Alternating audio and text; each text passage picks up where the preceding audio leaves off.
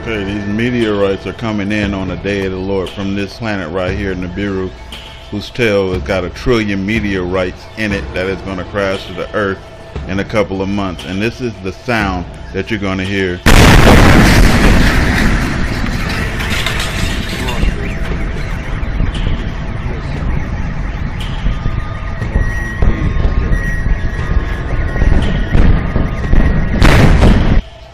Even the small ones like this make a huge noise that sounds similar to a car crash, and that was a larger one, as you saw the smoke in the sky, and we'll see the results of a small one. A loud crash outside. There's a car crash or something. That was loud. You see smoke. So this guy's gonna walk up on a meteorite, you know, the size of a 50-cent piece, but look at all the damage that it did. And we got trillions of these that's finna pound the earth. Look at the fire. That fire is not going out, you know, and it's in dirt and it ain't going out. So we got trillions of these finna hit the earth, and you know, people is rejoicing to see the day of the Lord. Look at this. Just that little thing, if it hits you, it's gonna be so much pain. I mean, that little thing right there might just destroy you. That's all it takes. And these things are supposed to be 70 pounds and more, 70 talents, says the scriptures. Now we're gonna get into a larger one. This is a larger one, and then we'll see the damage that a larger meteorite can do when it hit the earth.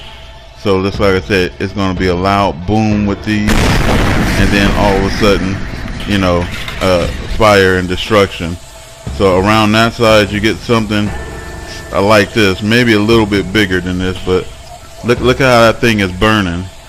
And I keep trying to tell you, these are fires from hell. Fires from hell. That's what it is. And they just continuously burn. You can spray that with a fire extinguisher. That is not going out, folks. It will not go out.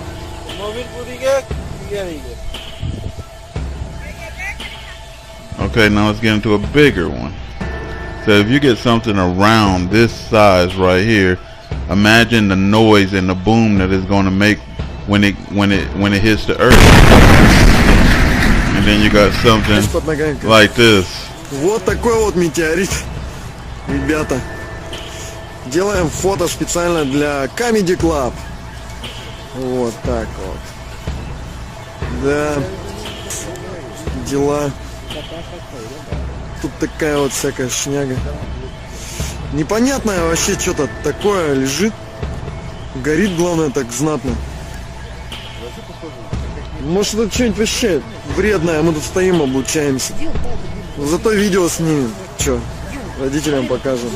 Now, like I said, 1 trillion of these is going to pound the earth into powder, says Revelations. Now, you get something this big coming down. And I'm just trying to make you understand the day of the Lord and this fiery mess that's finna come upon the earth. Look at this.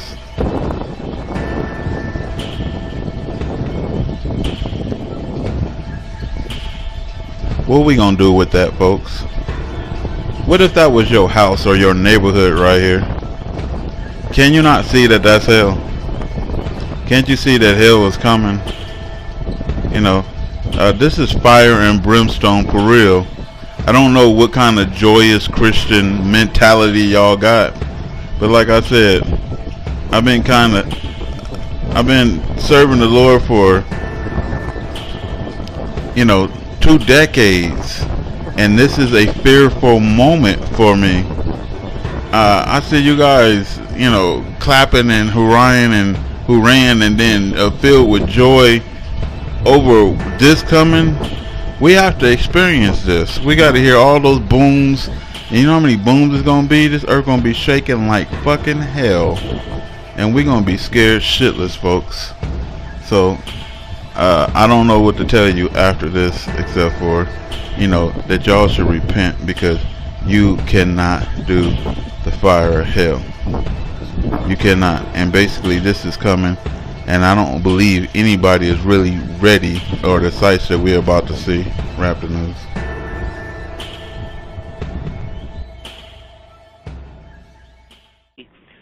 Two discs of 2 hours each. It's a 4-hour information disc, educational disc on what we're getting at right now. I have included in there live footage and photographs of the underground facilities, the drills, the locations, and everything I'm going to talk about tonight is completely documented in the visual DVDs that are available. So if you want to know what's going to happen, and I'm getting around to the point of what we are actually talking about here, when you want to know all of it and understand what's taking place, get this DVD. It'll completely set you back on your heels. So now let me get back to subject matter. We've got all these underground facilities and these giant drills. The Chinese one I was talking about, I want to finish that. The Chinese, they have a drill that is actually 3 drills across, face the front end. If you're facing them, they're like huge circular drills. The one on the left and the one on the right are big enough for an 18-wheeler to drive into the hole that one of them would make. They have one drill that is one of those huge drills on each side, and then in the middle is one larger drill that if you were inclined to do so, you could stack an 18-wheeler on top of another 18-wheeler and drive in through that thing. So you have 3 across the face of the drills that they've been using in China. I do have photographs of inside the Chinese tunnels. I have the information and pictures on the ones in Russia, and we have, of course, the complete, actually live footage of inside the tunnels and the underground hideouts in the United States. Some of these are created where they're primarily going to grow greens and foodstuffs underground, complete setup, greenhouse configurations underground to be able to continue fresh vegetables and animals and fish underground in these specialized growing facilities. And again, they're all interconnected by highways big enough to have drag races on them. And they're mind-boggling. I do have a couple of these photos that I'm talking about are on my website. You actually can go look up the website and then look where it says photographs and a photo gallery, I think is what it says. And we have several photographs, wonderful pictures of down inside these facilities that have been totally filled with freeze-dried survival foods. Now, I'm still, when I was investigating this, I was still in a quandary. What in the world on earth would it be to cause these people, number one, to stop stealing as much as they were for their own pockets and start putting all this money into these rat holes underground, these survival facilities, which includes, by the way, one that recently had been completed under the Capitol building that will hold 3,000 people, and they've expanded underground facilities at the White House. In other words, entire facilities for living that weren't there before that are now under the White House. Not that the president's ever going to be there, because more than likely he's going to be long gone before the stuff hits the fan in one of the bigger, better facilities.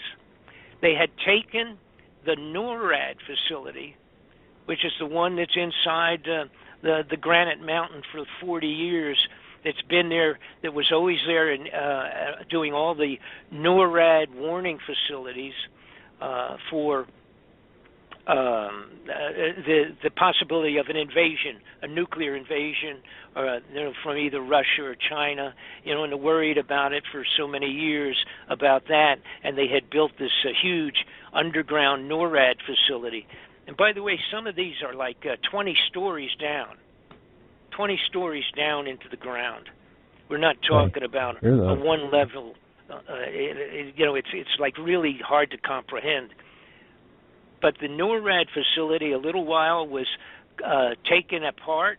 They took all the high-level electronic tracking devices and equipment and moved it into another air base, several miles away. I think it's called the Peterson Air Base, just off the top of my head. All of this, again, is in the DVDs that I'm talking about. Everything we're talking about is covered in the DVD. By the way, it's called Nibiru. The Incoming of Nibiru is what the title of the DVD is. Because what I finally... I was seeing that on your website. Yes. Excuse me? I was seeing that on your website. Order the new Incoming Nibiru DVD from the store. Right, and that's the one that literally is 4 hours. It's rather tedious, and believe it or not, we had cut it down like an hour and a half, and I hated to do it. I had to take so much out, but the bottom line is everything will be explained very thoroughly and completely in this DVD. We try to answer every possible question that would come up. Now, let me get back on track. Here's where, so I'm sitting here and I'm saying, well, what would it be that would scare the leaders of all these nations so badly that they actually would be building facilities for themselves with our money, of course, being kept completely secret for the most part, and people kept completely away. You can't go to these.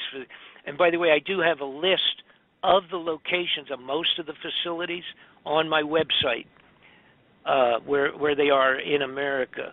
But what is it that would ever scare all the leaders of the world to go about creating and spending this money for 20 years? And somebody came to me at a high level and simply said, it's probably Planet X, Nibiru. And I said, oh, I had heard about that, Everybody had heard a little bit about that thing, and it's one of those things where automatically when somebody says, it's called Planet X because that's Roman numeral 10. Actually, it doesn't mean X like in mysterious. It actually means Roman numeral 10 for the 10th planet, and that it's on this huge, elongated orbit going way out past Pluto and then coming back in, and that it's like a 3,000-year orbit, an elliptical orbit, and it will be coming back through. Well, again, I'm like everybody else. I didn't even want to hear it because I thought, this is one of these things that when somebody says it, you expect somebody else or in the background you want to listen to, you wanted to hear the spooky music to play background when somebody starts talking about quote-unquote Planet X coming back. But the bottom line was this. I asked a couple people, I said, is there any possibility to it? Is there a truth to this thing? Who's studying this? Where can I find out about this thing? I mean, if this is, and now, because then it did make sense. If, in fact, there was something like a huge, catastrophic, intergalactic kind of a situation on its way in, that did make sense. As crazy as it sounds when you first hear it, but it only sounds crazy if you don't know anything about it. So I spent about 9 months contacting, getting with everybody that ever had written a paper on this thing to find out if it was real, astronomers, and all the stories connected with it.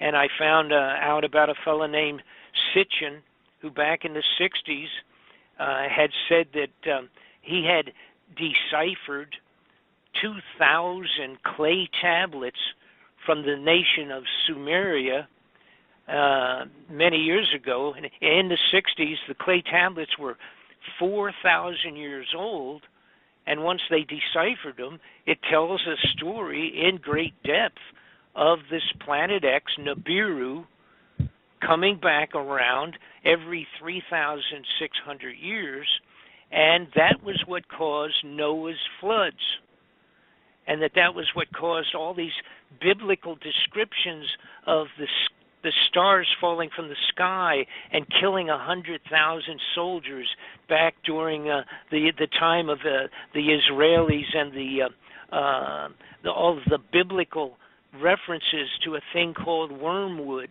which is this giant planet that would return every once in a while to destroy and clean off the face of the earth. And so I'll summarize it by saying this. After contacting the people, getting all of the information I could from every possible direction, astronomical, scientific, biblical scholars, etc., etc., I came to the conclusion that there is no question that Nibiru, Planet X, is on its way back in, that Ronald Reagan discovered it, was given the information by his people, and George Bush, approximately 1983. That was when everything started changing. That was when they finalized all these, started finalizing and completing these tunnels. And that's what it is all about. All the money has gone into constructing these survival facilities and filling the facilities with foodstuffs to maintain the elite, limited few that are going to have tickets to get down underground when the stuff is about ready to hit the fan. And when Nibiru comes back around, and by the way, here's the problem. There's nobody in the world yet since I've been talking about this, and now for about 60, 90 days since we've released the DVD, we've not had a single person that can answer the question, why are they building the underground facilities, and why have they filled them with foodstuffs so that they were ready as of last month, as of the beginning of this year. The foodstuffs and the facilities are like 98% done. Why are they putting the foods in today because a lot of people say, oh, it might be 50, 100 years. No, it's not. It's on its way back in. They would not fill it with the foods. They would not be stealing all the gold and stealing all the money and putting it into these underground facilities so that if it happened next week, that they would be able to get underground, okay? And it would be filled. It is already filled. All of them are ready for use. Tonight, as I am speaking, all these facilities are ready. And if there's anybody that can come up with a different reason, I want to know about it. Because here's what's happened. And I contacted two major groups, so to speak, that have been doing the following the Planet X thing long before I even knew it existed, I got to tell you. They've been following this thing for long, like 30 years, 20 years. They agree, they disagree on a couple of things, but they agree that it will be coming back probably in less than 5 years. It may be coming back as early as being first seen next December, this coming December. That's exactly what I heard. An inside source told me that it's likely going to happen at the end of this year. Yes, here's the and now again there are a couple of disagreements in terms of a lot of little technicalities, and which all make sense, and they all are very intelligently logical and potentially proper. The consensus is the earliest time would be that it would be visually seen in December as a new star in the sky, out there, someplace, wherever, and coming and getting bigger every week. And that it would pass, that's, again, now I'm talking December, January, February, March, and that it would be coming closest to causing the problems to Earth in March and April. All right, so it would be seen in December. It would be coming in, and then what's going to happen? It will. And by the way, this planet is been calculated to be 5 times the size of Earth. So it's I pretty thought it was big. 3 times. No, it's physically. Well, of course, actually, nobody knows. I wouldn't argue. What I'm saying is that the bulk of the guys doing the astronomers that have done the physical reaction that it has caused, outlying planets, etc., things of that sort, they can calculate mass and blah, blah, blah. Okay, but also, going by the description of the size of it that has been documented in every single historic scripture that goes back a couple of thousand years. It's in the Bible. It's in all the Oriental astronomers actually wrote and tracked it coming around back in the year 10,057. And they kept track of it. They logged it in. The monks on the mountainside in Tibet logged it in.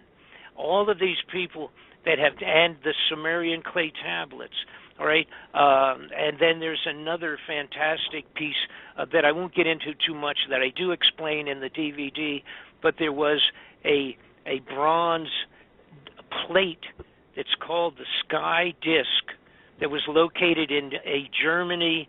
In Germany, it is dated to the year 3,600 years ago. 3,600 years ago, they did this disc, and it's the equivalent of, it's about 12 inches across.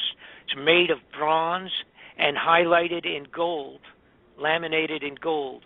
And it shows the solar eclipse, and it's completely dated because it shows the locations of constellations and stars, which in today's computerized astronomy, you can take those stars, feed them into the new computer programs, and it will tell you the exact day to the day that this thing was created. And what it is actually a picture, if you will. You would call it, if it was done with paints, it would be a painting. It is a plaque, a disc plaque, 12 inches across, that has a picture of the sun, the moon, star constellations and their locations, and the fact that it's a solar eclipse taking place, but you can see both the sun and the moon, so they know that it was not the moon doing the eclipse, and it is Nibiru. But the big deal is the exact date of this thing was 3,600 years ago when it was created. It was discovered at an ancient site similar to Stonehenge. I saw this before. Only it was in Germany, and they had this disc, etc. And I go into all that, and I show it, and I have pictures of it, and all the rest of that business at the museum, and da-da-da-da-da. All of that is also in the, it's one of the reasons that the DVD set is 4 hours. It's because I wanted to cover everything that's connected, and I start out with the money and come right on up to the day that this is expected to be coming back. So the people that have been studying it from an astronomical science view have decided, first off, again, we get back to size, calculated it's to be, okay, well, I'm going to really put it this way, that it's either 3 to 5 times size, but the feeling is it's probably as big as 5 times the size of Earth. It also has like 4 moons of its own. It's like a secondary system with 4 moons traveling with it and coming back together as a group. Now, the devastating part of this thing is a combination of things. There will not be a collision of it hitting Earth. That's not going to happen, period. I mean, it might, but that's not the feeling. But it will cause an eclipse of the sun at one point in time, at least. When it comes in, it will come in and go around the sun, the same as a typical comet will do. Halley's Comet comes in every 75 years, goes around the sun, goes back out, and he doesn't come back for 75 years. There was a comet that was discovered a few years ago, was called the Hale-Bopp comet. It came close by, passed behind the sun in 1997, if I'm not mistaken, and it came 97, went around and went back out. Now that one, and this is important, that one is on a 4,200-year orbit.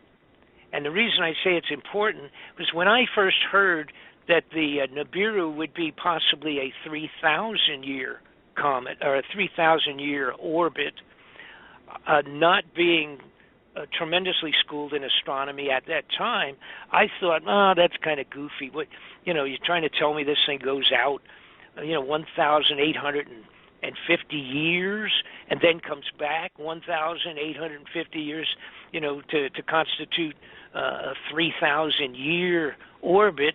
I said, that sounds stupid. But when I found out that the Hale-Bopp is on a longer one of 4,200 years, well, then I was wrong. That's not stupid, because it's a reality in terms of the traveling of a comet. Now, this thing is not a comet. I have to reiterate this. So its tail, and this thing will have a tremendous tail dragging behind it, of space junk, meteorites, and big pieces of rock and what have you being dragged along behind this thing. Believe it or not, Halley's Comet, the tail is 24 million miles long. Now, the Nibiru tail, which again is not going to be frozen ices and pieces of dirt, it's going to be meteors and meteorites, if you will. When it comes in, passes around the sun, then the Earth on its regular orbit will pass through the tail 2 times. So we will be bombarded with asteroids and things of that sort, pretty good-sized stuff, 2 different times. The first time when it goes around behind the sun, and then we will pass through the tail. And then we will continue going around. It will pass and most likely go back out again. And when it goes back out, we will go one more time on our regular orbit through the tail, actually a second time. And it will take, according to the mathematics and the size and the angularity of this thing passing through the tail, it will probably take about 1 hour for the Earth to go through which is going to be a meteor storm like nobody's seen since the time of the Bible. No, I remember studying up on what Nancy Leader had to say from Zeta Talk, and she claimed that the planet X is made out of mainly iron, and that the tail is made out of mainly iron dust, and it's red, and when it passes us, it's going to get the whole planet like dusty, of course, with the meteors and everything, but it's going to turn all the water red. And I pretty much agree with all of that. That I believe that to be totally true. It's always been depicted in all of the graphics. And by the way, you'd include stuff on the walls of cave walls, for crying out loud, on this thing.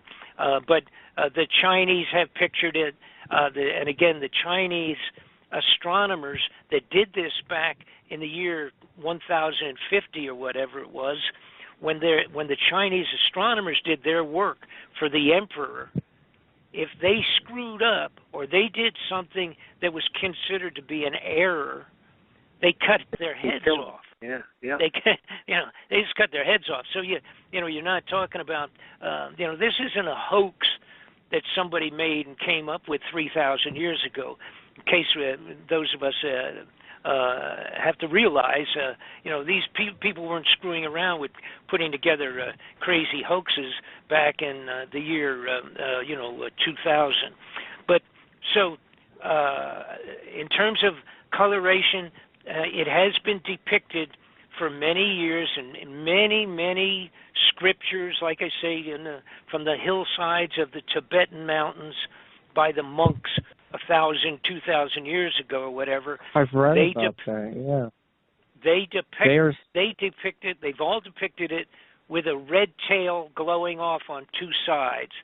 I would completely agree the likelihood of it being iron ore blowing off of this thing as it travels, through space, that would make it look like it had two red wings coming off of it, and that's very likely. And again, there also is, of course, talking about in the Bible, when this thing comes back around, it describes the eclipse of the sun, etc., and it talks about the waters turning red. And if we go through what literally would be a rain shower of organic, actually iron ore dust, which is orange, that basically is probably exactly true in terms of the water would all be covered, although it could be other things on the water. Now, here's what we're looking at. People say, how is it going to affect? And also, it's two important points. One is people want to know, when will we feel the effect of it? All right? If you watched the news last night, you saw one of the effects of it. The weather for the last 2 to 4 years on the globe has been the most bizarre weather in 1,000 years. All right? In terms of drought, rain, floods, earthquakes. This is a great one that nobody's paid attention to. Going back a couple of years ago, it started up, but there are like 35 to 40 volcanoes erupting today in the globe. All right? Now, they're not making the news. Well, they do every once in a while. You actually see ABC and NBC saying, the big one is blowing up in Iceland. They just had another one back in Japan, and they had another one in in India. But if you went in and just looked at the geological reports, you'll see that they have as many as 30 to 40 volcanoes presently erupting. They're marked as an erupting volcano. All right? That's something brand new. At Yellowstone National Park, last month, they always have a lot of small earth movement at Yellowstone. But last month they had, I don't remember what it was like 200 or more individual, what they call swarms of earthquakes at Yellowstone. They also, in June and August this last year, the underground became so hot at Yellowstone, they had to block off about 3 or 4 miles of the regular roadways because they had been turned into maple syrup from the heat underground at the Yellowstone Park. Right. All right. I remember hearing about that too. I'm actually from Wyoming as well. And additionally, and I'm not too far. I'm in Idaho. If it goes, I'm out of here. I'll tell you that much. Anyhow. Actually, on a positive note, I remember reading that Nancy let me put it this way. I'm positive. Yellowstone's not going to erupt. Well, I wouldn't take a $10 bet on that one. But here's the point. It's already also affecting every planet in the last 2 years. Every planet in our solar system, starting out by Pluto and coming back in, has started to change its temperatures. They're all going up. Their surface gases and dust storms on all of the planets are varied and are changing and altering, and there are dust storms taking place that never took place in going back 1,000 years. All of the planets are being affected by something already. Some of them are jiggling and moving and being affected in their orbits, where they're coming around and going maybe a little farther out and then coming back or whatever. Slight variations. All right. It's man-made global warming. Right, for sure. And by the way, talking about the global warming, okay, this was officially declared as the hottest year in the history of the globe this last year. All right? That's a reality. The bottom line is also glaciers. I did a serious study on the glaciers. So because I got aimed by a variety of scientists over the last 2 years while I've been studying this thing, when I would read papers, et cetera, and I would be turned to, go to this, look at this reference, do this reference, and I studied an entire, I think it was like a 2-hour program done originally by a photographer, and then he brought in scientists because he realized what he was photographing, and that was that the ice caps and these glaciers are melting from underneath. The water literally the melting is taking place from underneath and coming out. Obviously, all the water that comes from the glaciers, and et cetera, all of that eventually goes into the ocean. And in case you were not aware of, and I bet you weren't, as we speak today in Miami Beach, a couple of about 7 months ago, maybe a year ago, but they finally had to spend millions of dollars in Miami Beach installing water pumps because the water has raised the elevation of the surf at Miami Beach has been brought up so high, all primarily to glacier ice melts, that during the high tide in Miami Beach, every single day when they have high tide, it is flooding 5 to 6 blocks into the city of Miami Beach.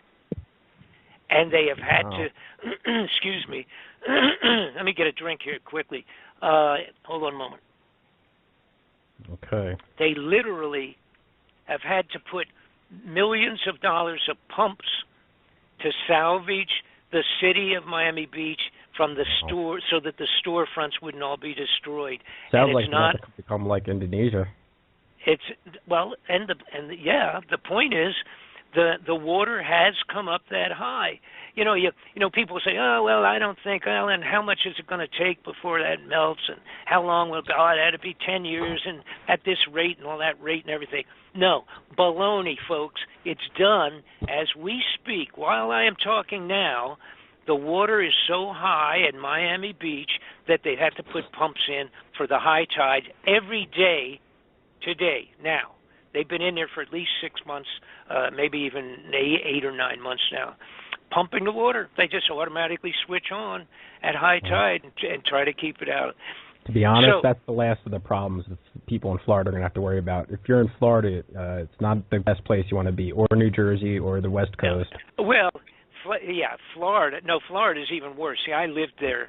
I lived in half of my life in Florida.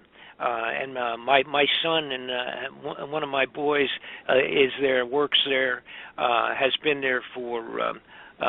Matter of fact, you'll get a kick out of this. He manages the biggest recording studio in the United States in Florida, and been there for 30 years. I used to be in the music business. I was the promotion director for the southeast part of the United States for MCA Records. I introduced Elton John to the United States, and been on the road with the Who, and et cetera, et cetera. Okay, it's before the government decided to mess around with me. Okay, so much for that. the planet itself, when it comes close enough, it already is affecting the sun. The sun's going crazy. Everybody's, all these phony, lying people out of NASA and everything, they'll say, gee, we don't understand what's going on with this, and we don't know why that's happening. They're lying. They know where it is. They know what it is. By the way, the Vatican knows what it is and is completely involved with keeping it as quiet as they can, along with our corrupted governments, because, and I'll give you, this is a wonderful little story that, again, I didn't know until I got into this. A couple of years ago, the Vatican built a huge infrared telescope, all right, and they run it, oversee it. It's being run, and of course, scientifically overseen by astronomers of the highest level. Right. But it's located in Arizona. Is this the one they named? It's called Lucifer or something? Yes, sir. They named it Lucifer, and it directly relates to, as the same as Lucifer does, it directly relates to Nibiru, the planet coming back in that's going to cause so much grief. And you see, Nibiru does not have its own light at all, so it's a reflective body. You couldn't see it if it was in outer space with nothing between you and it, and you looked out at night, you would not see it until it reaches a point where it's going to pick up enough light, like the reflection of the sun, and then you will start seeing it twinkling as a star coming back to cause all of its grief.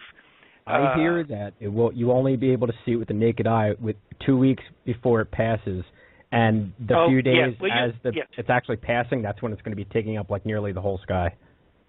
Well, yeah, the deal with it in terms of its size, again, being 5 times the size of the Earth, and it's believed that it will come up and will cause a solar eclipse again, like I said, for a period of time, and because it will be between us and the sun for a period of time.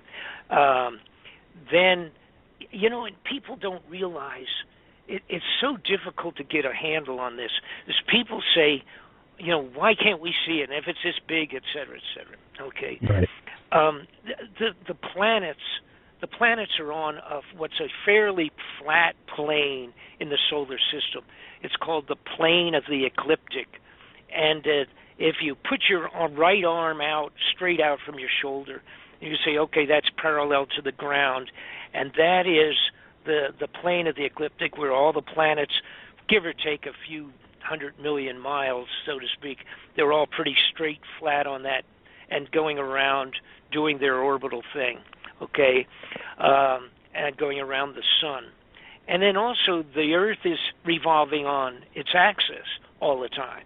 So you get double movement of the Earth, and you have the sun, which is unbelievably gigantic, to try and do a picture or a photo or something of that sort that would show it in some kind of a realistic comparative size. You can't do that. The distances are too far. The sun is too large in diameter, just gigantic in its diameter. Now, here's what's happening. You put your arm out, and you're representing out to the right of representing the flat plane of the ecliptic. If you go down about 12 or 8 inches, that would be approximately 30 degrees down, or 30-degree angle off of the ecliptic flat plane. It is said, and this is where you have 2 different groups in conflict. Some of the astronomers are feeling that this is going to be coming up on that kind of a 30-degree off of the flat plane that our planets are on. In that case, you have no idea when you're first going to see this thing. See, because it's not coming in like you could just say, oh, well, look, it would be to the right of Jupiter up there, or Saturn. You look up there, it's just going to be to the right. No, it may not be at all. And my understanding is that as we speak today, that it's completely on the opposite side of the sun, so you wouldn't see it no matter what. So the idea of, somebody saying, well, tell me where it is and I'll find it because I'm really good with my telescope. No, that's not going to happen. And people just can't get a handle on that. And like you said, it will probably be seen in the sky like a star in December, and then coming back, like I say, coming in, it will be getting bigger and bigger now, and then March and April. And the reason that I'm saying that is all of the studies going back when all of these previous sightings of this event was always in the March and April period of time. So what everybody is saying, and most everybody that's been studying it agrees, that it probably will be, again, March and April. So that if it doesn't appear this next December in the sky, which is considered to be most likely, the second most likely date would be another full year on the calendar of the next year, but it will be, again, visual in December, seriously passing close in March and April, because those are the dates and the period of time that it always previously had passed. So therefore, that's why we're not talking about August, we're not talking about next week, but they potentially are talking about next Christmas, the visual as a star, and then March and April, the problems. Now, I believe... Yes, sir. Sorry to cut you. I have a bunch of questions here. I mean, go ahead and ask, and let me see if I can answer them. Yeah, I mean, because when this does come around, I would think what is the government going to do? I mean, obviously, are they going to try to bring about martial law to distract us? Are they going to shut down the internet and the electricity? Or, I mean, they're going to wait for martial law, and then no. And as a matter of fact, let me give you exactly what I am sure will happen. Okay, and I'm just positive of this, and I would bet money, but you wouldn't be around for me to collect. Right. Okay. Here's what's going to happen. And I hope I'm wrong too. You have me back in a year, and you can say, "Boy, are you the jerk of the month?" You're the biggest fool we've ever had on. Okay, and that's fine. I'll be glad to come back. But then I'd probably just be telling you, hold your breath because next year's coming. Right. All right. Anyhow, the bottom line is with this thing, they can never, ever announce that this even exists. The government cannot announce officially that this thing even exists out in Never Never Land. Although, a lot of people missed it, but it was only I'm going to say 60 days ago, that one of the big universities said they had absolutely identified 2 giant planets out past Pluto. Oh, no, we heard this. Yeah. Okay. Now, let me get back to where I'm at. Here's the government. They cannot at all tell it at any time that this is coming. The moment you ever did that, there would be uncontrollable panic on the globe. And we're not just talking in New York City or Omaha. We're talking. Where are you guys located? You're on the East Coast. Northeast PA and the Poconos, yeah. Yeah, are you up there? You're in Poconos. Okay. I used to live in Asbury Park. All right, so, okay. That's where my mom grew up in, Asbury Park. Yeah, and unfortunately, that's a dead city at this point in time. It just got pulverized again, so they'll never rebuild it, I don't think. Anyhow, okay, where were we? So we got the government situation. All right, they absolutely cannot tell the world at any time that, yep, there it is. Now, believe it or not, the Russians and the Chinese, they've had it on the regular news, but not to the extent of go down in the basement because it's heading back into town. But they have reported it, and on several times in Russian television, they've been right on their news, and they came out and said, the astronomers are watching this thing and they're not sure, and maybe this and maybe that. But that's interesting. We're not getting any of that or much of it. We do have a little of that too, as a matter of fact. So why are they doing that? Are they doing it to cover their own ass? Well, that's just what it is. Nobody yet has gone to what they've done so far is make fun of it. Okay, right. But the point is this. Here's what they're going to have to do, and mark my words. This is what's going to happen. Sometime 4 months to 6 months prior to the point in time when thousands of astronomers are going to say, we see a new star. What's going on?